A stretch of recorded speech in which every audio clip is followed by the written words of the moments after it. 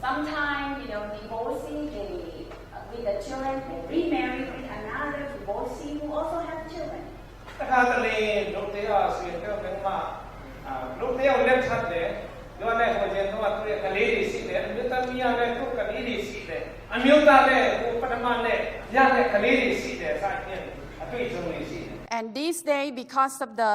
medical advancement, we also see, people who live longer, and then they are needing family care. တချို့အသက်တွေပိုင်းပူပြီးအစီတဲ့ခါကျတော့သူနောက်ပိုင်းမှာဆိုရင်သူတို့ကြည့်စုဆောင်ရှောက်မဲ့လူတွေလည်းလိုအပ်တယ်ဆိုတော့လည်းတွေ့ရတယ် And another very hot topic for church soon is the LGBT society, the same-sex marriages. အတင်းတော်ထဲမှာဆိုရင်မကြံမီပြဿနာကြီးကြီးမားမားတစ်ခုဝန်လာမှာတော့ဘာဖြစ်လဲဆိုတော့ဒါအမျိုးသားနဲ့လက်ထပ်အမျိုးသမီးချင်းလက်ထပ်တာမကြခင်လာတော့မယ် And so war, poverty, because some family, the husband or the wife have to go and work in other place for a long time. So the children are being cared for by just a parent. ဒါကြောင့်မြို့သမီးဟိုမှာဝေးကြီးမှာသူကပြအလုပ်ရတယ်လုပ်တဲ့အချိန်မှာဆိုရင်ကလေးရဆိုရင်ဟိုမှာတနေရာမှာချဲတော်သူတရားကကြည်စုရတယ်စိုက်ဖြင့်ပြဿနာ all these development actually affect individuals who comprise a family. ဒါကြောင့်ဒီလိုမျိုးဖြစ်လာတဲ့အခါကျတော့အင်တောင်မိသားစုအထဲမှာရှိတဲ့လူတွေအရောက်တိုင်းကိုဒီမှာအနည်းနဲ့အများနဲ့သူကထိခိုက်မှု So first of all, let us define what is a family. နံပါတ်1အနေနဲ့မိသားစုဆိုရင်မှာဘာလဲဆိုတာကျွန်တော်ကြည့်ကြပါစို့ So a family is a group of individuals who interact in a close personal way, who share goals and values. ဒီမှာဆိုရင်မိသားစုဆိုရင်မှာကျွန်တော်တို့ကအဖွဲ့လိုက်လို့မိသားစုအတွင်းမှာပုံမနေဆက်စွာနဲ့ကျွန်တော်တို့နီးပြီးတော့အဲ့မှာဆိုရင်နီးကကနဲ့အသက်ရှင်တော့သူများဆိုပြီးတော့ကျွန်တော်ပြောလို့ရပါတယ် And have a long-term commitment to each other. တယောက်နဲ့တယောက်ပေါ်မှာဆိုရင်ကျွန်တော်စက်ကတ်မှုပေးဆက်မှုတွေကျွန်တော်လုပ်ရမှာမဲ့နေရဖြစ်ပါတယ် Yeah, I just look at you and I look at myself. We are the same, We put on weight. တယောက်နဲ့တယောက်ကြည့်တဲ့အခါတူပါလားတဲ့နှစ်ယောက်စလုံးကဘွာလာတယ် What is wa? Okay, and so when we talk about families are people who share, who interact, who share the common goal in life. အဲ့ဒါကြောင့်ကျွန်တော်တို့မိသားစုဆိုတဲ့မှာကျွန်တော်တို့ရည်စင်မှာကျွန်တော်ဘာတွေရှိလဲဘာတွေဖြစ်ရမလဲဆိုပြီးတော့ရည်မှန်းချက်ရောက်ဆောင်ကျွန်တော်တယောက်နဲ့တယောက်ပြန်နေပြဝင်ငှတဲ့သူများဖြစ်ကြပါတယ် What is our common goal as a church family? ဒါဆိုရင်ကျွန်တော်တန်းတော်မိသားစုမှာအားလုံးညီတူညီမျှထားရှိတဲ့ပန်းတရားပါလေ Can you help me? အဲ့ဒါပြောပြီးလို့ရမလား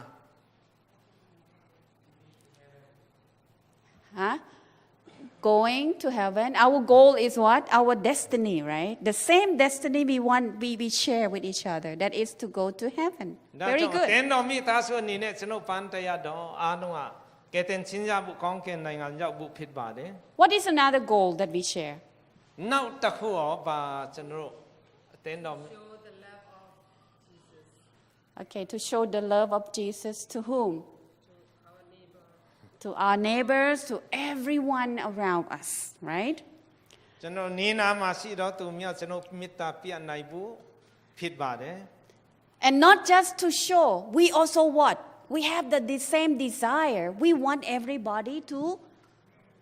go there as well, where we want to go. ကျွန်တော်တို့သွားချင်တဲ့နေရောက်ချင်တဲ့နေရာမှာအားလုံးရောက်နိုင်ဖို့လဲဆိုကျွန်တော်ရဲ့ပန်းတိုက်ဖြစ်ပါတယ် So the importance of family is the restoration and uplifting of humanity begins in the home. ဒီမှာဆိုရင်ကျွန်တော်ရဲ့ဒီမှန်ချက်ပန်းတရားမိသားစုထဲမှာကျွန်တော်တို့ရဲ့စံနမူနာစုပြီးတော့ကျွန်တော်အစပြုတ်ဖို့ Mrs. White said that the well-being of society, the success of the church, the prosperity of the nation depend upon home influence. ကျွန်တော်တို့ရဲ့အတိုင်းဝိုင်းနိုင်ငံတော်တိုးတက်နိုင်ဖို့မြို့စွာတိုးတက်နိုင်ဖို့ရန်အတွက်ဆိုရင်ဘယ်နေရာမှာစမလဲဆိုတော့ prophet မှာဆိုရင်မိသားစုကျွန်တော်အင်ထောင်မိသားစုကနေအစပြုတ်ရပါတယ်ဆိုပြီးရေးသားထားပါတယ် She also continued to say that the Christian home is actually the most powerful evangelizing agency in the world. ခရိယန်မိသားစုဟာဆိုရင်ခရိယန်သာသနာပြုတ်နိုင်ဖို့ရန်အတွက်ဆိုအထီးရောက်ဆုံးသောနေရာဖြစ်ပါတယ်တဲ့ prophet ပါ And home influence is not aggressive like evangelism. You come within short time and you want to evangelize people. ကျွန်တော်တို့မိသားစုတန်တရာပြုတ်ချင်းတာဆိုရင်ဒီခဏတာလေးတူတောင်းတဲ့တွင်မှာဆိုရင်ကျွန်တော်တို့ကဖိဖိစီးစီးနဲ့သာသနာပြုတ်တာမျိုးတော့မဟုတ်ပါဘူး And after the evangelistic meeting is done, people go their own way. တချို့နေရာများဆိုရင်ခဏလေးနဲ့ပြောင်းလဲလာပြီးတော့နှစ်ချင်းခံပြီးတဲ့အခါမှာပျောက်သွားတတ်ပါတယ် Especially if there's no care groups, if there's no nurturing and discipling that follow. ကကြုပြုတ်စိုက်တဲ့အတင်းအဖွဲဒီ small group ဒီပိုင်းမရှိဘူးဆိုရင်ဒီလိုတချို့တော့နှစ်ချင်းခံပြီးရင်လည်းပျောက်သွားတတ်ပါတယ် But Christian home influence is very persuasive. တော့လည်းပဲဒီမိသားစုအဖြစ်ကျွန်တော်တို့တွေးဆောင်ပြီးတော့တင်းတော်ထဲမှာဝင်လာပြီးဆိုရင်တော့ဒါစွဲဆောင်မှုအကောင်းဆုံးနေရာဖြစ်ပါတယ် It's very appealing. အိမ်မှာဆိုရင်လိုလာနဲ့သူတို့ဟာဆိုရင်လိုချင်တယ်ဝင်ချင်တယ် People always want to know, wow, that family is so loving. What is really the secret of their family life? ဒီမိသားစုကြည့်တဲ့အခါကျအားလုံးကတို့အဖေနဲ့ကလေးတွေနဲ့အမတန်မှနမိုနာဆရာကောင်းဇိုဆရာကောင်းတယ်ပါဖြစ်လို့ဒီလောက်ဖြစ်နိုင်လဲဆိုပြီးတော့တို့ဟာဆိုရင်ဒီဝတ်ချစ်တွေစုံစမ်းမှာ Those children are so obedient. How do the parents teach them? ဒီတို့ရဲ့ကလေးတွေကဆိုအမတန်မှလင်မာကြတဲ့ကောင်းတယ်ဘာဖြစ်လို့မိဘတွေကဘယ်လိုတွန်တင်ပြီးလဲဆိုပြီးတော့တအားစိတ်ဝင်စားလာမှာဖြစ်ပါတယ် You know, when sense of appreciation is put in front, it will be very attractive for people to really find out. They want to find out. သူတို့ရဲ့စိတ်ထဲမှာဆိုရင်ခရိယန်အင်တော်မိသားစုတဘောကြပြီးတော့နှစ်သက်လာတဲ့အခါကျတော့အလိုနဲ့သူတို့ဟာဆိုရင်စွဲဆောင်ပေးတာဖြစ်နေမယ် That's why we said it's very persuasive.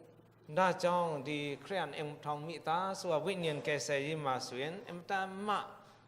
ကောင်းတဲ့နီလန်စွဲဆောင်နိုင်တဲ့အဖွဲ့အစည်းလေးဖြစ်ပါတယ် Because through family life, it doesn't tell people what they have to do, but it shows people how to do it. ဒီမိသားစုရဲ့ခရိယန်မိသားစုအဖြစ်ဒီလိုလှုပ်ဆိုပြီးတော့ပြောင်းတာတော့မဟုတ်ပြီမဲ့ဒီလိုလှုပ်ကြပါဆိုပြီးတော့လက်တွေ့ပြသတဲ့အသက်တာမျိုးဖြစ်ပါတယ် And it is said that by their gracious influence, when we talk about Christian family, they win more converts than all preachers combined. အဲ့ဒါကိုတကယ်ကြက်တော့ဒီခရိယန်မိသားစုကနေဩဇာညောင်းပြီးတော့ပြောင်းလဲတဲ့လူတွေဆိုရင်ကျွန်တော်တို့တရားပွဲတွေပိုင်ကျင်းပပြီးတော့ဖော်တဲ့လူတွေထက်တောင်မှလူကပုံများတယ်တဲ့ And so what is the function of a family? ဒီမှာဆိုရင်ဘယ်လိုလှုပ်ရှားမှုတွေမိသားစုမှာရှိလဲဆိုတာကြည့်ကြပါစို့ Of course, in Genesis, we see that the family reproduce young ones. It's a procreation. နံပါတ်1မှာကြတော့ဒီမှာဆိုရင်မိသားစုဆိုတဲ့အခါကျတော့ကလေးတွေမွေးဖွားတဲ့အတွက်ကြောင့်လူတွေတူးပွားမြတ်ပြလာတဲ့နေရာဖြစ်ပါတယ် Provide emotional support physically, mentally. ပြီးတော့တယောက်နဲ့တယောက်ကျွန်တော်စိတ်ဓာတ်ပိုင်းဆိုင်ရာမှာဆိုရင်ကိုယ်ညီအားပြီးမဲ့နေရာလည်းဖြစ်ပါတယ်မိသားစုဆိုတာ Giving physical care like providing security, stability, and care for each other. ကိုယ်ကာယပိုင်းဆိုင်ရာနဲ့ဖျားတယ်နာတယ်ဒုက္ခရောက်တယ်အဲ့ဒီနေရာမိသားစုဆိုတာတယောက်နဲ့တယောက်ကိုယ်ညီဖိမဆတနာကျင်နာမဲ့နေရာဖြစ်ပါတယ် Next is socialization. နောက်တစ်ခုကတော့လူမှုရေးလေးကျွန်တော်တို့ကလူမှုရေးဘယ်လိုနေထိုင် As the family is raising the children, they will teach the children how to relate to other human beings. ဒါကြောင့်မိဘတွေကခလေးတွေက2ယောက်3ယောက်ရှိလာတဲ့အခါကျတော့ဘယ်လိုပြောင်းရမလဲဘယ်လိုစားရမလဲဘယ်လိုသွားရမလဲဆိုတော့ကျွန်တော်ပြောပြတင်ပေးမဲ့နေရာဖြစ်ပါတယ် How to socialize with other people, that they would be accepted. လူတော်ထဲမှာဝင်တဲ့အခါမျက်နှာမငယ်ရအောင်ဘယ်လိုပြောရမလဲဘယ်လိုနေရမလဲဆိုပြီးတော့သင်ပေးရပါတယ် And of course, it's a transmission of values, the Christian values that we have to our ပြီးတော့ children. မိသားစုကနေပြီးတော့ဒီခရိယာနဲ့ပတ်သက်တဲ့ကောင်းသောအရာများကိုတွင်တင်တဲ့နေရာဖြစ်ပါတယ် Remember that Christian values is a spiritual legacy that we can pass on to our children. ကျွန်တော်တို့မိသားစုမှာဆိုရင်သားသမီးတွေအတွက်ကျွန်တော်ပေးနိုင်တဲ့အမွေဆိုတာခရိယာန်သဘောထားချစ်ချင်းနိုးညံ့တဲ့ငွေချင်းဆိုင်ပြန်တရားရ And of course, it is also promoting the sense of identity. We are the same church family. We are Seventh-day Adventist church family. မိသားစုမှာဆိုရင်ကျွန်တော်တို့ဒီဘယ်သူဒီလဲဆိုပြီးတော့ကျွန်တော်တို့ရဲ့လူကိုယ်တိုင်ရဘယ်မှာဆိုပြီးတော့ဖခင်ရဲ့မိသားစုဝင်မြတ်ဖြစ်တယ် 7 day ဒီဖြစ်တယ်ဆိုပြီးတော့သိရှိတဲ့အတိအမှတ်ပြုတဲ့နေရာဖြစ်ပါတယ် When we first landed in the Philippines, people like to ask us because Filipinos are very friendly. They like to get to know you. And so they ask us, where you're from? ဖိလစ်ပင်းตัวမယ်ဆိုရင်တို့ကလူမှုရေးသားကောင်းတယ်ဘယ်ကနေလာလဲဆိုပြီးတော့ကျွန်တော်တို့မေးကြပါတယ် And then all of us, my son was about 5 years old. My daughter is about 7 years old at that time. We were standing when somebody asked us. အဲ့ဒါနဲ့ตัวတဲ့ဒီရုံချုပ်ตัวတဲ့ခါကျတော့တာက9နှစ်သမီးက9နှစ်အဲ့မှာဆရာမတို့မိသားစုရောက်ตัวတဲ့ခါမှာ So my daughter, once she heard, where are you from? Immediately she said, we are from Thailand, but my dad is from Myanmar. အဲ့ဒါနဲ့သမီးကစကားပြောတတ်တယ်ဆိုတော့ကျမတို့ကဆိုရင်ထိုင်းလန်ကနေလာပါတယ်တော့လည်းပဲကျမဖေကမြန်မာနိုင်ငံကနေဖြစ်ပါတယ်ဆိုပြီးပြောပါတယ် Then my husband was not happy. အဲ့ဒါနဲ့အဖေကတိတ်မချစ်တလို့လို့ပဲတဲ့ So after that person left, he said to his daughter, our daughter, အဲ့ဒါနဲ့လူကထွက်သွားတဲ့အခါကျတော့သမီးဆိုပြီးတော့ဖေကစပြောပြီ you can just tell we are all from Thailand or we are all from Myanmar. You don't need to tell who is from who is from where. သမီးကပြောဒီလိုပြောလို့ရတယ်အားလုံးကဗမာမြန်မာလူမျိုးတွေဖြစ်ပါတယ်စဖြင့်ဒါမှမဟုတ်ရှင်တဲ့ကျမတို့ကထိုင်းလန်ကနေလာပါတယ်ဆိုပြီးတော့ပြောလို့ရတယ်ဟိုတယောက်ကျတော့မြန်မာဟိုတေကျတော့ထိုင်းလန်တွေခွဲချက်နဲ့ပြောတယ်လို့ပဲ Then my son was listening very carefully. အဲ့ဒါနဲ့သားငယ်ကတော့သားကတော့သူကမပြောတော့တီးချနားထောင်တယ် He's only 5 years old. အဲ့ချိန်မှာသားက9နှစ်ပဲရှိသေးတယ် So soon after that, somebody asked again, where are you from? အဲ့ဒါနဲ့လူတယောက်ကလာတယ်ချက်ဖိလစ်ပင်းလူတယောက်ဘယ်ကနေလာကြလဲဆိုပြီးတော့သားကိုမေးတယ် So before anybody spoke, my son spoke first. အဲ့ဒါနဲ့ဖေမေမပြောခင်သားလေးအရင်ဆုံးသူပြောဖြေလိုက်တယ် He said, we are from Thailand and Myanmar. အဲ့ဒါနဲ့ကျွန်တော်တို့ကဆိုရင်မြန်မာနဲ့ထိုင်းလန်ကနေလာကြပါတယ်ဆိုပြီး And တော့ပြော right after that, he looked at his dad. Is that okay, Daddy? အဲ့ဒါနဲ့သူ့အဖေကိုကြည့်ပြီးတော့ဖေကျွန်တော်ပြောတယ်ဟုတ်တယ်မဟုတ်လားဆိုပြီးတော့အဖေနဲ့ပြောလိုက်တယ် My husband just အဖေကတော့သဘောကျတယ်ကောင်းတယ် because he asked right in front of the person who asked us, where are you from? အဲ့လိုမျိုးသူတို့ကစကားတွေပြောကြပါတယ် And so identity is very important. ဒါကြောင့်ကျွန်တော်တို့ကဘယ်သူဒီလဲဘယ်အလိုဒီလဲဘာကိုကိုယ်လဲဆိုတာအမတန်မှအရေးကြီးတယ် We want to feel that we belong to a family. ကျွန်တော်တို့ရဲ့စိတ်ထဲမှာဆိုရင်ကျွန်တော်တို့ဒီမိသားစုထဲမှာပါဝင်တယ်ဆိုတာကျွန်တော်ရဲ့ပါဝင်ခြင်းဘယ်နေရာမှာရှိလဲဆိုရဲခံစားချက်လေးအမတန်မှအရေးကြီးတယ် So it's not wrong to promote that, oh, I'm from the Chin tribe, Chin family, I'm from the, Burmese family or Karen family. ကျွန်တော်တို့ကဆိုရင်ငါချင်းဖြစ်ပါတယ်ငါကရင်ဖြစ်တယ်ငါစူပြီးတော့ဒါတော့စူးတယ်လို့ကျွန်တော်မပြောလို့ပါဘူး But I see it wrong if you try to tell that Karen is better than Chin or Myanmar is smarter than Lahu, whatever. So I think it is wrong in that sense. ကျွန်တော်တို့ကငါချင်းဖြစ်တယ်ငါကရင်ဖြစ်တယ်လားဟုဖြစ်တယ်ဆိုမမားပြီမဲ့ဥမာနေနဲ့ချင်းတွေကကရင်ထက်ပူတော်တယ်ဆိုရင်ဒါမဟုတ်တော့ဘူးနော် Because လားကပူတော်တယ်ဆိုရင်ဒါလည်းမဟုတ်တော့ဘူးမှားနေပြီ Because people who think carefully, they know that not every Chin is good, not every Thai is good, not every Burmese is good. There are mixture of people. အဲ့ဒါကြောင့်စဉ်းစားတတ်တဲ့လူတွေကလည်းဦးနောက်စီကြတော့လူအားလုံးကမကောင်းချက်ဘူးချင်းတွေအားလုံးလည်းမကောင်းဘူးလားဟိုအားလုံးလည်းမကောင်းဘူးဗမာတွေအားလုံးလည်းကောင်းတာမဟုတ်ဘူးဆိုတာအားလုံးသိထားပြီးသားဖြစ်ပါတယ် And we are all just human beings needing God's grace and forgiveness. ဘာဖြစ်လို့လဲဆိုတော့ကျွန်တော်တို့ကလူသားတွေဖြစ်တယ်လူသားဖြစ်တဲ့အတွက်ကြောင့်ကျွန်တော်တို့ကမာတတ်တဲ့အားနဲ့တတ်တဲ့ဖခင်ရဲ့မအဆမှုကိုလူအပ်တဲ့လူတွေအားလုံးဖြစ်ကြတယ် And so the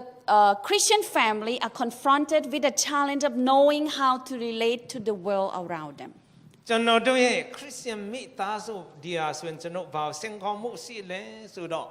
အနည်းအနားမှာရှိတော့သူများနဲ့ကျွန်တော်တို့ဘယ်လိုကျွန်တော်ဆက်သွယ်လုပ်နိုင်မလဲဆိုတဲ့အရာဖြစ်ပါတယ် We have to be very careful in how we teach our children, how we try to contextualize, things around us and do not compromise with what we believe in. နောက်ကြောင့်ကျွန်တော်တိုက်ပွဲထဲမှာနေထိုင်တဲ့အခါကျတော့ကျွန်တော်ခလေးတွေဘယ်လိုသင်ပေးမလဲပြီးတော့ကျွန်တော်တို့ဒီ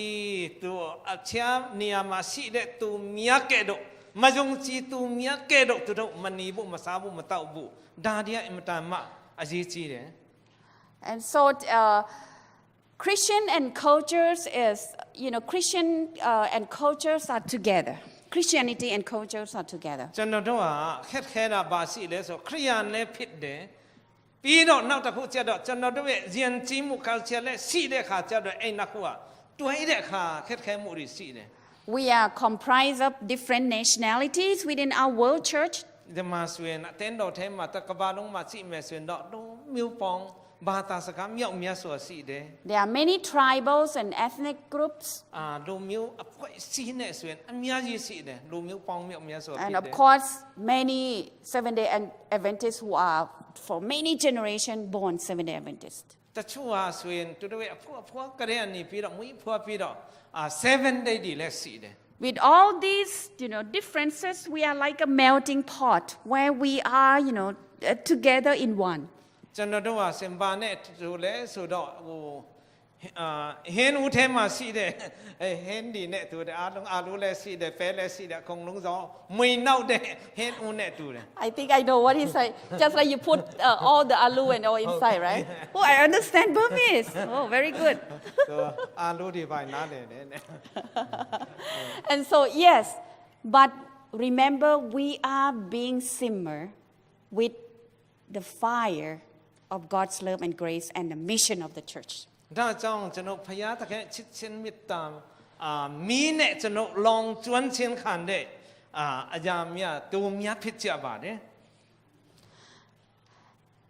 And so, not going to be too long. I'm not going to go through everything because you have the translation, right? ဒီမှာဆိုရင်ဘာသာပြန်ပြီးသားရှိတဲ့အတွက်ကြောင့်တခုချင်းအသေးစိတ်မတော်တော့ဘူး So among Christians, we need to affirm the good, not really pointing at the bad all the time. ကျွန်တော်တို့ဟာဆိုရင်ခရိယန်မိသားစုအနေနဲ့ဘာကြည့်ရမလဲဆိုတော့မကောင်းတဲ့အရာပဲမပြောဘဲနဲ့ကျွန်တော်တို့ကောင်းတဲ့အရာကိုကျွန်တော်တို့ကတွေ့တတ်ဖို့ဖြစ်ပါတယ် Remember that only love and acceptance can transform people's life. လူတွေကိုတကယ်ပြောင်းလဲစီမဲ့အရာတော့ချစ်ချင်းမေတ္တာနဲ့အကောင်းအဖြစ်တာတဲ့လူတွေပြောင်းလဲမှာဖြစ်တယ် And see that all people of different cultures as fallen image of bearer, which means all of us are sinful. ကျွန်တော်တို့ဟာဆိုရင်ဘာပဲဖြစ်ကျွန်တော်လူသားများဖြစ်တယ်အားနဲ့တတ်ကြတယ်ဆိုတာနဲ့ကျွန်တော်တို့နားလည်ပြီးဖို့ဖြစ်တယ် Being a Christian doesn't mean that we are better than other people who do not know God. ခရစ်ယာန်ဖြစ်တဲ့အတွက်ကြောင့်သူမြတ်တဲ့ပူပြီးတော့အစင်မြင့်တယ်ပူပြီးတော့တာတယ်ဆိုတဲ့စိတ်နေတဘောထားမျိုးနဲ့ကျွန်တော်တို့ကမရှိဘူးဖြစ်တယ် Being born in the Buddhist family myself, and later I came to know God, I realized that we are just more privileged in knowing the truth. ကျွန်တော်ဆရာမအနေနဲ့ဘုရားဘာသာမှာခြေပြင်းလာတယ်နောက်ပိုင်းမှာ ခရစ်ယာန်ဖြစ်လာတယ်ဖြစ်လာတဲ့အခါကျတော့ကျွန်တော်တို့ကအမှန်ဖျားကိုတိဖို့ရန်အတွက်အခွင့်အလမ်းတွေပုံမူပြီးတော့ရရှိတယ်ဆိုတာတတိထားမိပါတယ် Because life without God would be hopeless. ဘာဖြစ်လို့လဲဆိုတော့ဖျားမပါတဲ့အသက်တာဆိုရင်မြောင်လင့်ချက်ကင်းမဲ့တဲ့ဘဝဖြစ်သွားမှာဖြစ်ပါတယ် There would be no purpose of life. ဖျားမပါဘူးဆိုရင်ကျွန်တော်တို့ရဲ့ဇီမန်းချက်တာဆိုရင်ဘာမှမရှိနိုင်ဘူး But when you realize the purpose that God has placed in you, and you can live a more purposeful life in this world. ဖျားကကျွန်တော်အဲမှာဆိုရင်ဇီမန်းချက်ပန်းတိုက်ပြီးနဲ့မြောင်လင့်ချက်ထားတဲ့အခါကျတော့အဲ့ဒီအရာမြတ်ကကျွန်တော်တို့တွန်းပုတ်ပြီးတော့အသက်ရှင်စေမှာဖြစ်ပါတယ် And cultures are not bad. ကျွန်တော်တို့ရဲ့ယဉ်ကျေးမှုတွေကတော့စိုးတော့မစိုးပါဘူး But we also need to be very selective, looking at the compatibility of cultures and our beliefs. ကျွန်တော်တို့ရဲ့ယုံကြည်မှုနဲ့ကျွန်တော်တို့ရဲ့ယဉ်ကျေးမှုနဲ့တီးချာကြည့်ပြီးတော့ကျွန်တော်တို့ရွေးချယ်တတ်ဖို့အင်မတန်မှအရေးကြီးတယ် To me, the way of worship, we need to integrate wherever we go. ဆရာမအနေနဲ့ဥမာအနေနဲ့ဖျားစစ်ခိုးပုံဆိုရင်လည်းတော်တော်ဒါဥစားတတိထားရပါတယ်တဲ့ One time I watched a movie about a pastor, Baptist pastor, who had a whole congregation just came in from Myanmar, the refugees, to United States. အဲ့ဒါနဲ့တနေရာမှာပါစတာတူရှိတယ်အဲ့ဒီလူတွေကဆိုအမေရိကမှာဒီတတိယနိုင်ငံရောက်တဲ့ကျွန်တော်တို့ရဲ့ဗမာပြည်လူတွေဖြစ်ပါတယ် And then at the entrance of the church, all of them removed shoes just like we do. အဲ့မှာဆိုရင်ဗမာပြည်ကနေလာရတဲ့အတွက်ကြောင့်ဘုရားကျောင်းဂိတ်ဝရောက်ပြီဆိုရင်အကုန်လုံးဖနတ်ချွတ်အဲ့လိုမျိုးသူကလောက်ရတယ် And those Americans, people who were member of that church, look at them, what is going on here? အဲ့ဒါနဲ့အမေရိကမှာစီထားပေးသားလူတွေကဖနတ်ဒီမပါတဲ့အခါကျဒီလူတွေကဖနတ်ဒီမစီချပါလားဆိုပြီးတော့တော်တော်အနော်ကြတယ်တဲ့ဖနတ်မပါတဲ့အခါ It is a real story that happened, but it's made into a movie. အဲ့ဒါကိုတကယ်အဖြစ်ပြဖြစ်ပြီးတော့ဒါကိုသူတို့ကရုပ်ရှင်လိုရိုက်တာနော်ဗီဒီယိုရုပ်ရှင်နဲ့ဇက်လန်ရိုက်ထားတယ်အဲ့ဒါကြည့်မိတာ And then American people see, the refugee as, very cold and unfriendly, sitting inside the churches like logs. အဲ့ဒါနဲ့ဖျားเจ้าထဲမှာရောက်လာတဲ့အခါကျတော့ကျွန်တော်တို့ကမလေးရှားတတိယနိုင်ငံဆိုတော့ကျွန်တော်တို့ကြည့်ပြီးဒီလူတွေကအေးဆက်နေတယ်ဘာမှဘယ်လိုပြလူမှုကြီးလဲမတိကျဘူးဆိုပြီးတော့တွေ့ကြတယ် So there were kind of distance between members. အဲ့ဒါနဲ့အတင်းသားမြတ်ကျထဲမှာဆိုရင်နည်းနည်းဝေးကွာတလို့ဖြစ်သွားတယ် And sometimes the refugee just sat on the floor. အဲ့ဒါနဲ့တချို့တော့သူများကဒီကျမ်းပြန်ပေါ်မှာထိုင်ချလိုက်တယ်တဲ့ So that's how we also, used to sitting on the floor. ဒါကြောင့်တချို့ကဒီပေါ်မှာမထိုင်ချင်အောက်မှာပဲထိုင်ချလိုက်မယ်ကွာဆိုပြီးတော့ So they didn't really like, the refugee to come and worship in their church. အဲ့ဒါနဲ့ဖျားကြောင်ကလည်းအင်္ဂလိပ်ဒီဖျားကြောင်တက်တဲ့လူတွေကလည်းဒီကကျွန်တော်တို့ရေဗမာဖျားသူရောက်တဲ့လူတွေဖြစ်နေ But when they try to make the effort in reaching out to them, they realize that they didn't speak to others because they couldn't speak English. အဲ့ဒါနဲ့ဒီလူတွေကစကားမပြောကြပါလားဆိုပြီးတော့အေးဆက်နေတယ်အဲ့ဒါနဲ့သူတကယ်စုံစမ်းတဲ့အခါကျတော့တူတူမှအင်္ဂလိပ်လိုမပြောတတ်တာအဲ့ဒါလည်းတွေ့လိုက်တယ် Once they were able to communicate, basic communication, they realized that the refugees were very, very humble and kind. အဲ့ဒါနဲ့ဒီအမေရိကရောက်သွားတဲ့ကျွန်တော်တို့ရဲ့လူတွေကကျွန်တော်တင်းသားတွေကအင်္ဂလိပ်လိုနည်းနည်းပါပြောတတ်တာနဲ့ဆက်တွေ့လို့တဲ့အခါကျတော့ဒီ refugee တွေကနိုးညံတင်မွေ့နှင်းချက်တဲ့လူတွေပါလားဆိုပြီးတော့အမတမ်းကောင်းတဲ့လူတွေအပြတ်မှတ်ပြုတ်လိုက်တယ် When the church needs to do some, cleaning around the church, the pastor requests that refugees turn up, so many of them, and finish their work in no time. အဲ့ဒါနဲ့ပါစတာကြီးညာလိုက်တယ်မနေ့ဖြန်ဖျားကြောင်တန်းစင်းလို့ရအောင်ကြီးညာလိုက်တာနဲ့ကျွန်တော်တို့ပမာပြလာတဲ့လူတွေဖွဲ့လိုက်လာပြီးတော့ခဏလေးနဲ့တန်းစင်းလို့ပြေးလိုက်တယ်တဲ့ And when they stand for food, there was a potluck. The refugee people will not go first, but let them go first. They give them importance. အဲ့ဒါနဲ့သူတို့ကဆိုရင်ဥပုံနေဒီမှာ potluck တွေไปလုပ်ပြထမင်းစားတန်းစီတဲ့အခါမှာဒီလူတွေကအရေးကြီးတယ်ဆိုပြီးပထမဆုံးနေရာမှာတန်းစီခိုင်းပြီးတော့ဦးစားပေးပါတယ် Then American people began to see the beauty, the culture that where the refugee came from. အဲ့ဒါနဲ့သူတို့ကဗမာပြည်လာတဲ့လူတွေရဲ့ဉာဏ်ကြီးမှုကမဆိုးဘူးဆိုပြီးတော့သူတို့ကကောင်းတဲ့အရာတွေကိုတွေ့မြင်လာတယ် It is a good lesson for us when we see new people coming in. အဲ့ဒါကြောင့်ကျွန်တော်တင်ခန်းစာပြီးပါတယ်ဥမာနေနဲ့လူတစ်တယောက်ဝင်လာတယ် Or when we see other people whom we are not really, used to or getting to know them much, instead of thinking that, why these people are like this, classifying them, we can reach them ကျွန် instead. တော်တို့တူတယောက်လူတစ်ဒီဝင်လာတဲ့အခါကျတော့လူကဘယ်အဆိုင်ဖြင့်မျိုးကျွန်တော်စိတ်ထဲမှာထားတာတဲ့သူနားမှာတွားပြီးတော့ကျွန်တော်ချင်းကပ်နိုင်ရင်တော့ဒါလူမှုကြီးအရာလည်းပိုကောင်းပါတယ် So affirm the good in each other and strengthen the good in each other. ဒါကြောင့်ပထမချက်တော့သူများရဲ့ကောင်းတဲ့အရာကိုကောင်းချက်ကိုကျွန်တော်တို့ကလုံးဝအတိအမှတ်ပြုပြီးဖို့ဖြစ်ပါတယ် And of course, we also need to confront the aspect of culture that need to be challenged by the gospel. နောက်တစ်ခုကျတော့ဒီဉာဏ်ကြီးမှုပိုက်ဖြစ်တဲ့အတွက်ကြောင့်ဒီကျွန်တော်ကဲတင်ချင်းတရားနဲ့ဝန်မြတ်ဘွယ်ရတဲ့စကားနဲ့ဟတ်ဆန်မှုမရှိတဲ့နေရာမှာမြန်မာလဲကျွန်တော်တို့ကတတိထားဖို့လဲလိုပါတယ် Like some cultures allow the men to have many wives, for example. ဥမာနေနဲ့ဒီလူမှုဉာဏ်ကြီးမှုဒီတိုင်းဘွယ်ရဆိုရင်လူယောက်ျားတစ်ယောက်ဟာဆိုရင်မင်းမ3-4ယောက်ရွလို့ရတယ်ဆိုပြီးခွင့်ပြုမယ်ဆိုရင် And do you know that there are some culture also allow the women to have many husbands? တချို့နေရာတွေမှာကြတော့လဲရှိတယ်အမျိုးသမီးတစ်ယောက်ဟာယောက်ျား9ယောက်လောက်ရွလို့ရတယ်ဒါလည်းရှိသေးတယ် And these are the things that is against the gospel. ဥမာနေနဲ့ဒါတွေကကျွန်တော်တို့ရဲ့ဒီတည်င်းစကားနဲ့တမန်တရားနဲ့ကျွန်တော်တို့ကကြည့်ပြီးတော့ဟုတ်ရဲ့လားဆိုပြီးတော့စစ်ဆေးဖို့ဖြစ်တယ်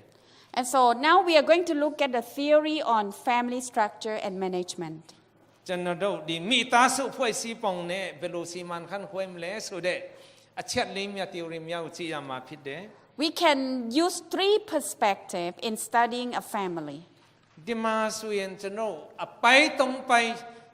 ထားပြီးတော့ကျွန်တော်လေ့လာလို့ရတယ် First is looking at the time perspective. နောက်ပထမတစ်ခုကဘာလဲဆိုတော့အချိန်နဲ့ပတ်သက်ပြီးတော့ Through this perspective, we look at the family from the developmental stages, life cycle, like from young, since birth, until retiree age. ဒါအချိန်ဆိုတဲ့ခါကျတော့ကလေးငယ်ဘဝနေပြီးတော့လိုပြိုကြီးလာတဲ့အထိအသက်ကြီးတဲ့အထိဆိုပြီးတော့ကျွန်တော်အပိုင်းပိုင်းနဲ့ And ကြည့်လို့ရတယ် we also studying the family in through the structural perspective. How the family is made up. Sometimes it's just single mother. Sometimes it's, widows or elderly people. တခုကြတော့မိသားစုရဲ့ဖွဲ့စည်းပုံဒီမိသားစုမှာကြတော့အမေတယောက်နဲ့ပဲအသက်ရှင်တယ်ဒါမှမဟုတ်ရှင်ဒီမှာအသက်ကြီးတဲ့အဖိုးနဲ့ပဲနေရတယ်အဖွားနဲ့ပဲနေတယ်ဆိုပြီးတော့အဲ့ဒါနဲ့ကျွန်တော်တို့ကဒီမိသားစုရဲ့ဖွဲ့စည်းပုံကိုကျွန်တော်ကြည့်နိုင်တယ် Of course, different structure in a family, they have different needs. So when we minister to them, we will see the need that they have, and we will cater to their needs. သူတို့နဲ့ထိတွေ့မှုရှိတဲ့အခါကျတော့သူတို့ရဲ့လူအပ်မှုနဲ့ကျွန်တော်တို့ကပူနားလည်လာတော့ဒီမိသားစုကဒါလိုတယ်ဟိုဘက်မိသားစုကျတော့ဒါပူပြော့လိုတယ်စိုက်ဖြင့်သူတို့ရဲ့အားနည်းချက်လိုအပ်ချက်မျိုးကိုပူသိရှိတယ် So when there are children, many young children in church running around, and you see that, okay, I think we need parenting seminar or discipline seminar to the parents and children. ဥမာနေနဲ့ဒီမှာဒီဖះเจ้าမှာကလေးတွေမြတ်တယ်ကလေးတွေမြတ်တဲ့ခါကျဟိုဘက်ပြေးလိုက်ဒီအပေါ်တက်လိုက်နဲ့ဒီနေရာမှာကျွန်တော်နေနဲ့ကလေးငယ်မြောက်တွန်တန်ချင်း parenting seminar ကျင်းပပြုတ်လုပ်ပေးရမယ်ပညာပေးရမယ်ဆိုပြီးတော့ဥမာဦးနောက်ထဲမှာဝင်လာမယ် We can also look at the interactional perspective or relationship in this regard. How we can minister to them if they have like broken family, how we can minister to the children who are facing that crisis in their life. ပြီးတော့သူတို့နဲ့ဆက်သွယ်လုပ်တဲ့အခါတာတာပြုတ်တဲ့အခါမှာဒီမှာဒီမိသားစုကအင်ထုံကွဲတဲ့မိသားစုဖြစ်တဲ့အတွက်ကြောင့်ကလေးတွေနဲ့ဘဲနေရတဲ့မိသားစုဖြစ်တဲ့အတွက်ကြောင့်ဆိုပြီးတော့ idea တွေထုတ်ပြီးတော့အဲ့ဒါကိုကျွန်တော်တို့ကတွန်တင်တတ်ဖို့ဖြစ်တယ် Okay, we will move to the defining the concept of family system. နောက်ခေါင်းစဉ်တစ်ခုကျွန်တော်တို့ဒီမိသားစုရဲ့ဘယ်လိုပြောမလဲ concept idea ကျွန်တော် concept understanding of family system. မိသားစုရဲ့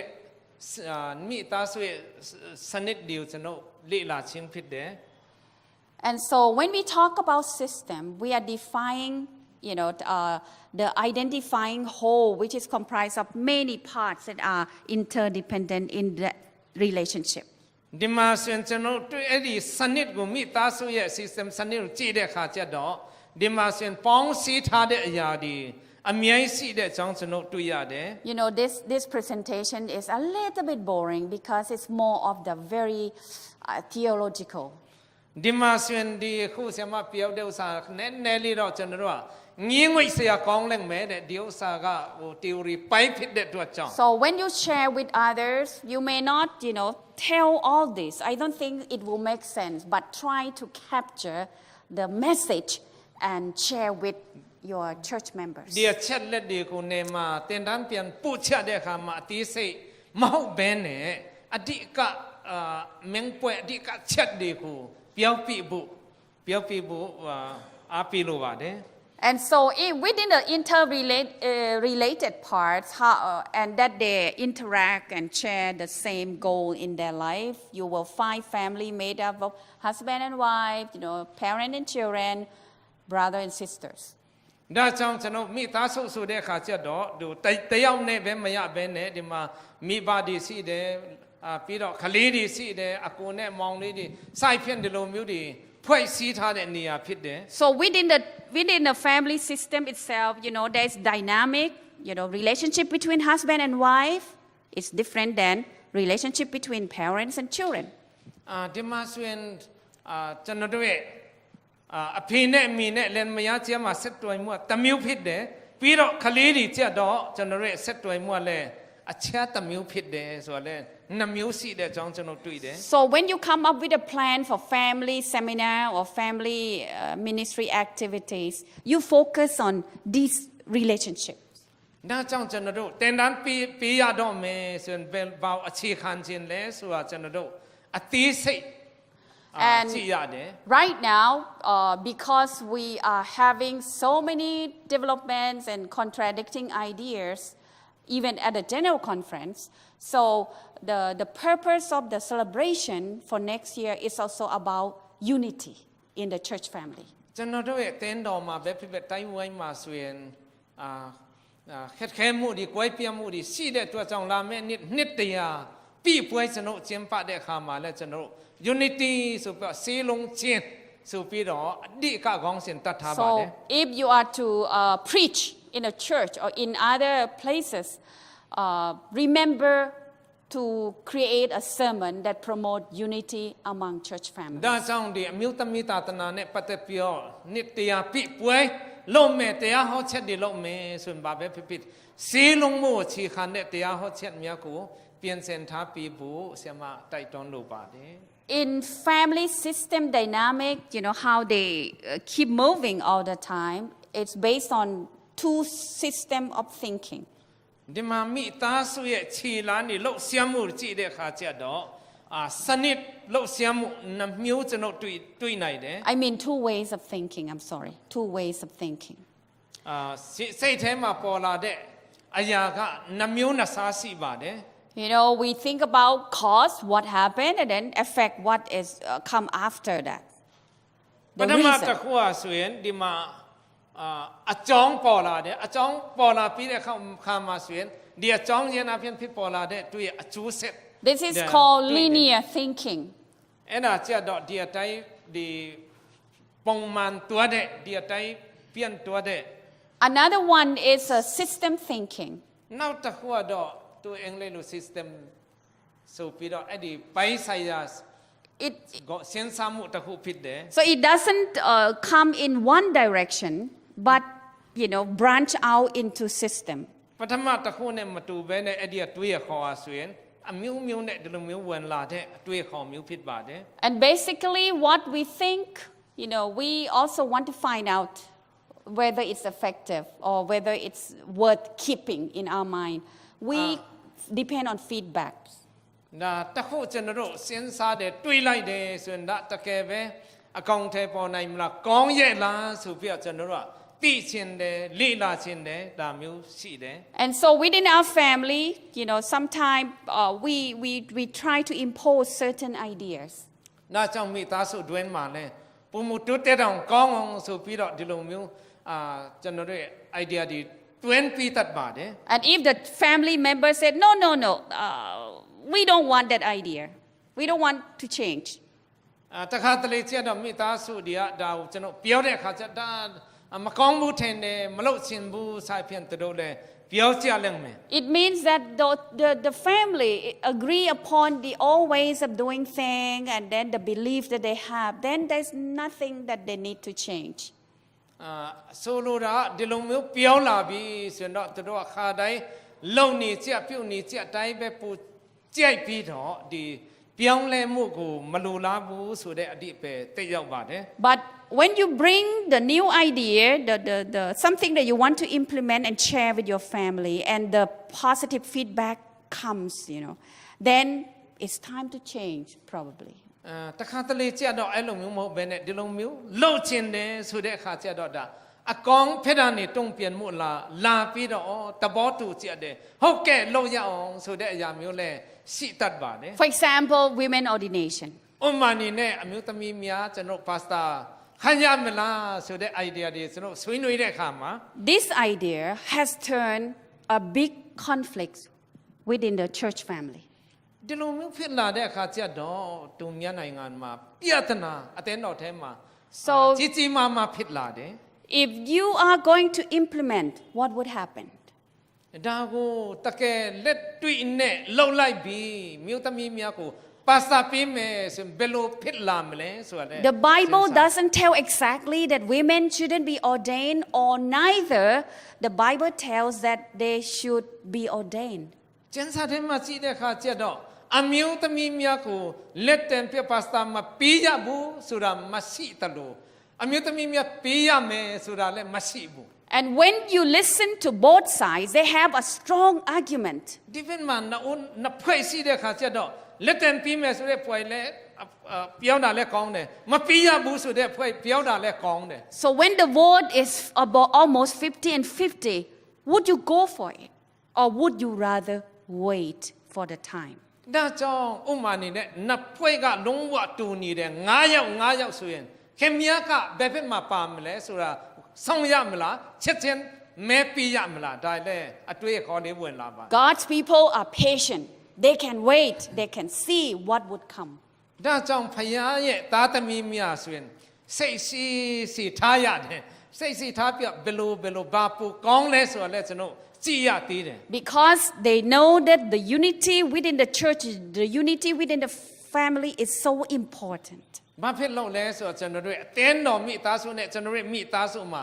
สีลงจีน่ะเอ็มตามาจีเดตัวจองสีลงจีนอาปีเดยามีกูจันทร์ด้วย If the church is fractured, if the church is divided, it wouldn't be considered church. It wouldn't be considered a church family. ด้าจองจันทร์เต้นดอสูปีเนาะสีลงมาสิเวเนี่ยอควายอเปียสุยนจันทร์ด้วยมีตาสุโลจันทร์เปียวลงมายาดอกเบเนี่ยattend or chess low down channel dina mi dong pi lo ya ma mo do bu So when it comes to the issue that we cannot agree upon and then we are trying to win, our argument, it has become a spiritual problem. ด้าจองจันทร์ดอ tan de nia ve chano do dilu su pya to piao la de kha lo la de kha chat do wai nyan pai sa ya le ma thi bu lo ma the ne de wai nyan pai sa ya ma le thi twa de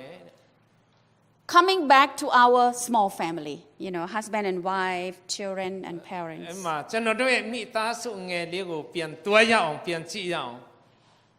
By being someone who say yes to another doesn't mean that you're weak. ကျွန်တော်တို့ရဲ့မိသားစုထဲမှာဟုတ်ကဲ့ပါဆိုပြီးတော့ပြောလိုက်စုံနဲ့ဒီလူကတအားငယ်တယ်အားနည်းတယ်ဆိုပြီးတော့ပြောလို့မရဘူးတဲ့ You are just humble enough to say that you go ahead. I will follow. ကျွန်တော်တို့ကဆိုရင်အဲ့ဒီပြောတာနဲ့ဟုတ်ကဲ့ပါဆိုပြီးတော့ပြောလိုက်တာနဲ့ကျွန်တော်တို့ကဆိုရင်နှင်းချက်ပြီးတော့ပြောမယ်ဆိုရင်အလိုလိုက်နိုင်တဲ့သဘောဖြစ်ပါတယ် I won't go through in details. You can read, okay? အသေးစိတ်မတွားတော့ဘူး So Belvins in 1993 said that the equilibrium, okay, which means the steady, the balanced family, it helps family maintain a steady state in the presence of significant internal, external pressure. Okay, that is too complicated. Let me just say it, It is so important that as a church family or even within our family, we need to maintain the peace and harmony. ကျွန်တော်တို့ဒီစာရေးဆရာကြီးကဗာပြောလဲဆိုတော့ကျွန်တော်ရဲ့မိသားစုထဲမှာအသင်းတော်ထဲမှာဒီစေလုံးမှုဖြစ်စေတဲ့အရာများကိုကျွန်တော်တို့ကတီးချာနဲ့ဒါကိုကျွန်တော်တို့ထင်းသိမ်းထားဖို့အရေးကြီးတယ်ဆိုပြီးသူ့ရဲ့စာအုပ်ထဲမှာရေးသားထားတယ် Even though we are under great pressure, even though we are being bombarded by the external influences to our church, but we will keep continuing to move forward in mission and in unity. ဘာပဲဖြစ်ကျွန်တော်တဦးတယောက်အနေနဲ့ကျွန်တော်တို့ကသူများရဲ့ပြောဆိုအဖြစ်ပဲဖြစ်အပြန်ဖေရနီဖိအားများရန်တောင်မှကျွန်တော်တို့ကဒီအသင်းတော်စီလုံးမှုပြတ်ပြားစီမဲ့အရာများကိုကျွန်တော်တို့က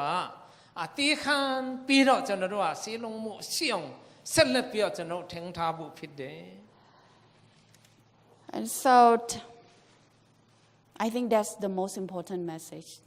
for this one.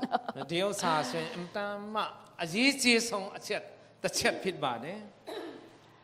And so I don't think I need to go to that. Okay, within a family there are roles that we play. ကျွန်တော်မိသားစုဆိုတဲ့အခါကျတော့ကျွန်တော်တို့ပါဝင်လို့ဆရာမဲ့အခန်းကဏ္ဍအသီးသီးရှိကြတယ် We have, even within the family inside, we have parents, we have those who are caretaker like our mom, or those who are like heroes like our dad. ကျွန်တော်တို့မိသားစုဆိုတဲ့အခါကျတော့အဖေရှိတယ်အမေအားဆိုရင်ကျွန်တော်တို့ကကြည့်ဆိုဆောင်ရှောက်တယ်အဖေကတော့ကျွန်တော်တို့ရဲ့တကယ်သူရဲကောင်းလို့စိုက်ဖြင့်ကျွန်တော်တို့ကမိသားစုအဖွဲ့အစည်းလေးမှာရှိကြတယ် And sometimes in the family itself, even though parents think that they are treating their children the same way, but some children will think that they are loved the least. အဲ့ဒါနဲ့ဒီလိုမျိုးကြည့်တဲ့အခါကျတော့ Like they don't feel that the parents love them as much as their sibling. တချို့တော့သူများမိဘများအကောင်းနဲ့အားလုံးကိုချစ်တယ်ပြုဆိုတာတူတော့အတူတူဖြစ်တော့လည်းပဲတချို့ကလေးတွေကဆိုရင်သူတို့ဟာဆိုရင်သူအကူလောက်သူကကြုံမဆိုင်ဘူးမချစ်ဘူးဆိုင်ဖြင့်ခန်းစားချက်ဒီစီ Sometimes, children might feel that, oh, I need to work harder than other people in the house. တခါတလေကျတော့ဘာပဲဖြစ်အကူဒီအမဒီထက်ငါပူပြီးတော့ကျူးစားရမယ်ဆိုပြီးတော့ပြောတဲ့လူလည်းရှိတယ် And even sometimes, a child in a family might think that I am not loved by my parents. တချို့တော့သူမြတ်ကဘယ်လောက်တောင်မှပြောချက်လဲဆိုတော့ငါရဲ့မိဘတွေက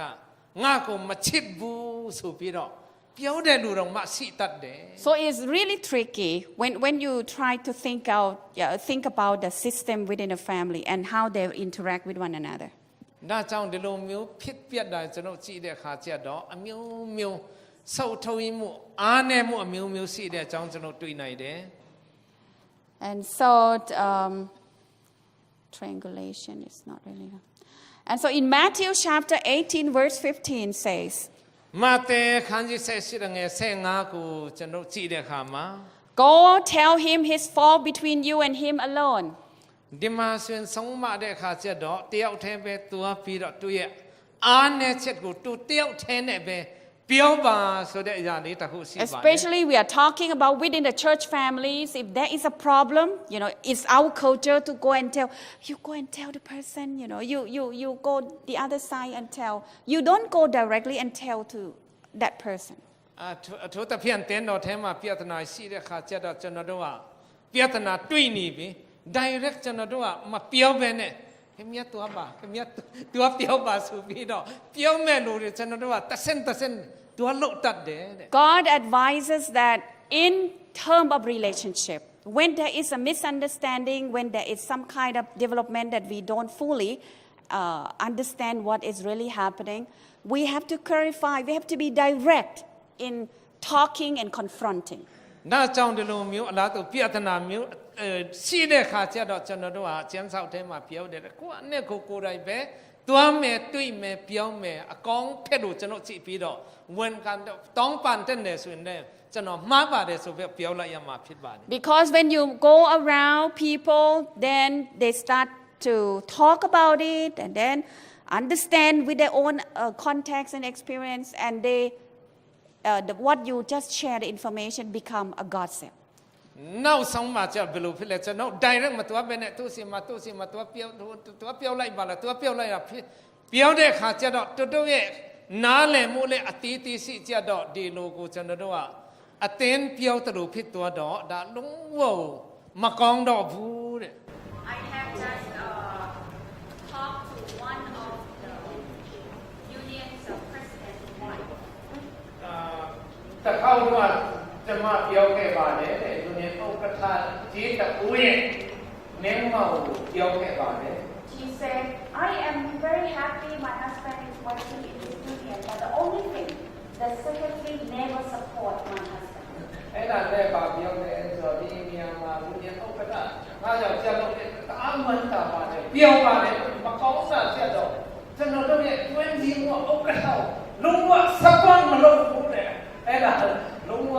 သဘောမကျဘူးဆိုပြီးပြောတယ် She said he likes to gossip about my husband,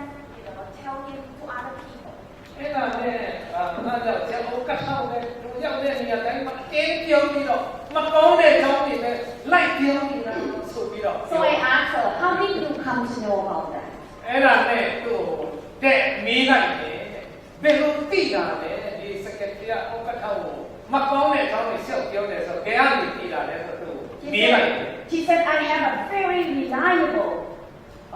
resource person. ว่าจะใครๆลงเนี่ยจะเจี๊ยบเลยนี่อ่ะสิเลย And I said, how reliable is that? ยิ่งสารู้ว่ามันการเนี่ยสุราเป็นลูกเปียนี่สิคันที่อ่ะเปียวไหนเนี่ยสุดเปียวตู้ทันทีเลย She looked at me. ไอ้นั่นเนี่ยตัวเวียดนามที่ปีหลังเนี่ยอันนั้นเนี่ยองค์กร So I say that, gossip is not new. Things that people like to talk and come to tell us. We can never be sure that the person who came to tell us is our friend. အဲ့ဒါကြောင့်ကျွန်တော်ဒီလိုမျိုးကျွန်တော်တို့ဘယ်နေရာမှာဆိုကြားတတ်မှာပဲသူများလာပြောတဲ့တော့အဲ့ဒါကြောင့်ဒီလိုလာပြောတဲ့လူတွေကျွန်တော်တို့ကဒီလိုကကျွန်တော်တို့ရဲ့အကောင်းဆုံးတကယ်ရှင်းလို့မထင်ကြနဲ့ In the past, because my husband was in the administration for over 20 years, since we were in Thailand. ဆရာမရဲ့ကြောင့်ဆက်ပါစာဆောက်ဆင်များကအုပ်ချုပ်ပြီးပိုင်မှာဆိုထိုင်းတဲ့ကလေးအနေနဲ့နှစ်ပေါင်း20ကျော်တော့အုပ်ချုပ်ပြီးပိုင်မှာ A lot of talk, and some people come and tell me, it just goes through my ear the other side. ပြောကြတယ်သူကအားပြောရှိတယ်ပြောတဲ့အခါကျဝင်ပြီးတော့ဒီဘက်မှာထွက်ခိုင်းလိုက်ရ Because I'm not going to tell my husband what people think negatively about him unless something that he has to change. သူကဆရာမရေးစီမှာပြောတယ်သူဆုံးဖြတ်တယ်ဒီမှာကြားရတယ်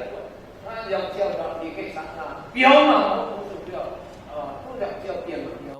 ဘူး Being administrators, most of the time when you have decision, and the decision is made in a committee with so many people, but you happen to be the one leading the committee, you're blamed. အဲ့ဒါကြောင့်တခါတလေအစည်းအဝေးအုပ်ချုပ်ရေးပိုင်းမှာပူနာအစည်းအဝေးထိုင်တာလူအမြန်းနဲ့ထိုင်တာတော်တော်လည်းပဲအပြန်ရောက်တဲ့ခါကျတော့ဒီမှာရှိတဲ့လူတဦးတယောက်ကိုပဲလက်ညှိုးထိုးပြီးတော့အပြစ်တင်တိုင်းလည်းရှိတယ်နော် And yes, sorry. And the people who like to come to tell us, they also might say whatever we tell them to that person. နာကြောင့်တခါတလေကျွန်တော်တို့ပြောတဲ့အရာတွေလည်းဒီမှာအတင်းလာပြောတဲ့လူကဒီမှာပြောတယ်မြတ်လဲဟိုဘက်ကိုထပ်လောင်းပြန်ပြောမှတဲ့တီးချတယ် So if there is anything that we have doubt, we need clarification, you go and talk directly. တကယ်ကောင်းဆုံးကတော့ကျွန်တော်တို့တန်တရားစိတ်ဖြစ်စီတဲ့အရာများမရှင်းမလင်းစီတဲ့အရာများကိုကျွန်တော်တို့ကတူကိုယ်တိုင်ပဲတီးချမီးပြီးတော့ပြောပြီးတော့ဖြီးစင်းတာကောင်းဆုံးဖြစ်ပါတယ် We need to be system sensitive family ministry leaders and directors. ကျွန်တော်တို့အားလုံးအကောင်းဆုံးနေဖြစ်ကြတဲ့အတွက်ကြောင့်ကျွန်တော်တို့ဒီအကောင်းဖက်မှာဒီတာသနာအတွက်ကျွန်တော်တို့ကစနစ်ကျဆိုနဲ့ကျွန်တော်တတိထားပြီးတော့ We need to be sensitive to the dynamic of human minds, the emotion, the temperament. ကျွန်တော်တို့ဟာဆိုရင်ဘာပဲဖြစ်ဖျားပြီးတဲ့ကျွန်တော်အုံနောက်လေးကိုတုံးပြီးတော့ဒီကပြောတဲ့အတွက်ကြောင့်ဘာဆိုလိုတာလဲဘာဆိုလိုတာဖြစ်မလဲဆိုပြီးတော့တောင်ကြည့်ပြီးတော့ပြောတဲ့လို့တဲ့မလို့တဲ့ကိုကျွန်တော်တို့ကဆုံးဖြတ်ဖို့ This will add to our understanding of people and their behavior. ဒီကျွန်တော်တို့ရဲ့အပြုအမူအနည်းအထိုင်ဆိုင်ပြန်ကျွန်တော်တို့အားလုံးလည်းကျွန်တော်အကဲခတ်ပြီးတော့တတိထားရမှာဖြစ်ပါတယ် And also it helps bring the primary target of family ministry into our focus when we do our ministry. ကျွန်တော်တို့ရဲ့အတိကဒီကျွန်တော်တို့ရဲ့ပန်းတိုင်ကျွန်တော်ရောက်ချင်တဲ့နေရာဒီမိသားစုသာသနာနေပြီးတော့အဲ့ဒါကိုကျွန်တော်ကြည့်ဖို့ဖြစ်တယ် It also helps us to identify and enable families to develop socially, emotionally, and spiritually with each other. အဲ့ဒီကျွန်တော်တို့ရဲ့ဒီဇီမန်းချက်တာဆိုရင်ကျွန်တော်တို့ရဲ့လုံမှုအရာတော်၎င်းစိတ်ပိုင်းဆိုင်ရာနဲ့ဝိညာဉ်ကြီးပိုင်းဆိုင်ရာမှာလည်းဒါတူးတက်စီမှုဆေးလုံးမှုဖြစ်စီမဲ့အရာများဖြစ်စီရမယ် Being sensitive to the emotional and the dynamics of people thinking and their thoughts can also help us to collaborate, to be able to use to grow together in grace. အဲ့ဒါကြောင့်ကျွန်တော်တို့ဒီအရာတွေကိုကျွန်တော်တေးချာစိတ်ထဲမှာတွေးတောတဲ့အခါမှာဆိုရင်ပုံမှုပြီးတော့တိုးတက်နိုင်မဲ့နေလာနဲ့ကျွန်တော်တို့ခြေလမ်းလှမ်းနိုင်မှာဖြစ်ပါတယ် So the relation when we come to God's family, it's no longer us and God. I and my God. ဒီမှာဆိုအတင်းတော်မိသားစုလိုဖြစ်သွားတဲ့အခါကျတော့ကျွန်တော်ရဲ့ဖယားနဲ့ဆိုပြီးတော့ဒီနှစ်ယောက်နဲ့ပဲပြောလို့မရတော့ဘူးတဲ့ Although God is our personal savior, but our experience on this earth, our interaction, our socialization is not on, we are not alone in doing all this thing and experiencing all this thing. ဖယားကကျွန်တော်တို့ရဲ့ဇွေးနှုတ်ရှင်ကျွန်တော်တို့ရဲ့တကဲ့ကိုไปဖယားကတဲ့ရှင်ဖြစ်တော်လဲပဲကျွန်တော်တို့တယောက်ထဲနဲ့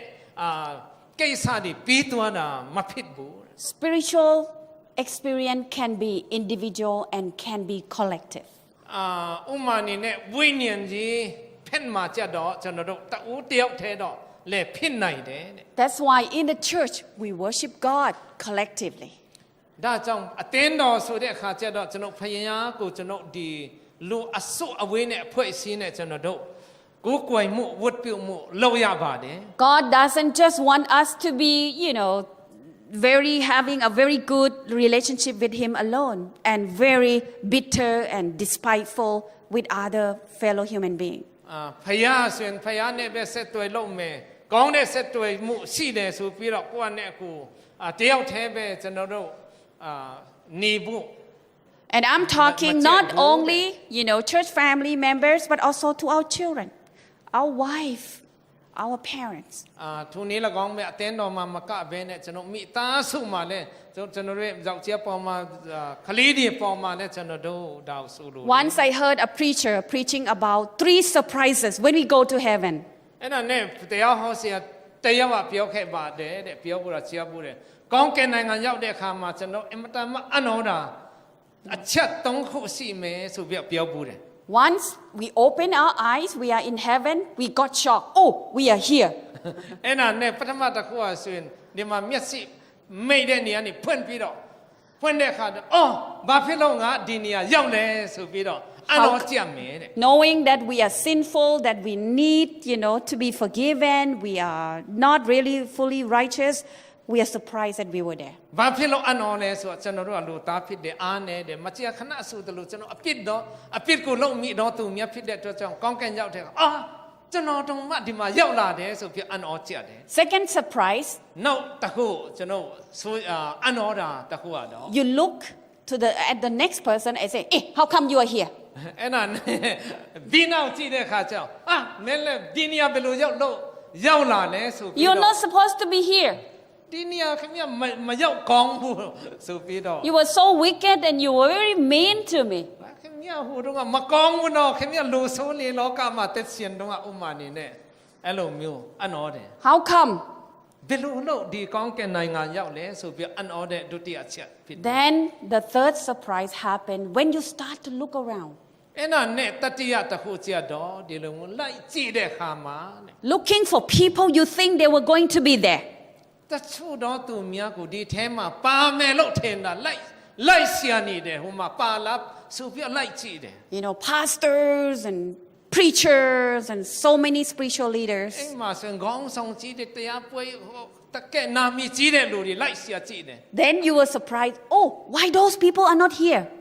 ဒီလူတွေမတွေးပါလားဆိုပြီးတော့အနောတယ်တဲ့ဒါ It's not a true story, of course, ဒါတော့တကယ်ဖြစ်ပြတော့မဟုတ်ပါဘူး but it teaches a lesson တော့လည်းပဲကျွန်တော်တို့ကိုသင်ခန်းစာပြီးတဲ့အရာလေးဖြစ်ပါတယ် that first, all of us are in need of God's grace. ပထမချက်ကကျွန်တော်တို့အားလုံးကဖခင်ရဲ့ကြီးစိုးကရုဏာကိုလူအပ်တော်သူများဖြစ်ကြတယ် We are at God's mercy for our salvation. ကျွန်တော်ရဲ့ကယ်တင်ခြင်းအတွက်ဖခင်ရဲ့ကိုယ်ညီမတနာခြင်းပဲကျွန်တော်တို့ကရုဏာတော်ပဲလူအပ်ပါတယ် And at the same time, ထိုနည်း၎င်းပဲ we also realize that we better make friends with everybody when we are on this earth. ဒီမှာဆိုရင်ကျွန်တော် We better make friends with everyone when we are on this earth. ဒီမှာဆိုရင်ကျွန်တော်တို့ကလောကမှာနေတဲ့ဆိုရင်လူမြတ်စွာကျွန်တော်တို့ရဲ့တငယ်ချင်းတွေကျွန်တော်တို့ဖြစ်စီရမယ် Because you don't know who is going to land up in heaven, where we are going to be. အဲ့ဒါကြောင့်ကျွန်တော်တို့ဒီကောင်းကင်ထဲမှာရောက်တဲ့အခါကျတော့ဘယ်လိုဖြစ်နေလဲဆိုတော့ကျွန်တော်တို့ကကြိုပြီးတော့မသိဘူး And most likely, if we are still bitter, we are still upset, we are still angry with someone, most likely we will not make it up to heaven. ဒီလိုမျိုးကျွန်တော်တို့စိတ်တူမယ်စိတ်ကြမ်းမယ်ကျွန်တော်တစ်ချိန်လုံးပဲခွန်းလည်းမလွတ်တတ်ဘူးဆိုရင်တော့ကျွန်တော်တို့ကကောင်းကင်နိုင်ငံတော့ကျွန်တော်တို့ကတော့ And so ရောက်မှာမဟုတ်ဘူး may this presentation be an inspiration to you. ကျွန်တော်တို့တင်တန်းပူချက်တဲ့အရာများအားလုံးရောက်စီတိုင်းပေါ်မှာဖဖျားကောင်းစင်လာဖြစ်ပါစေ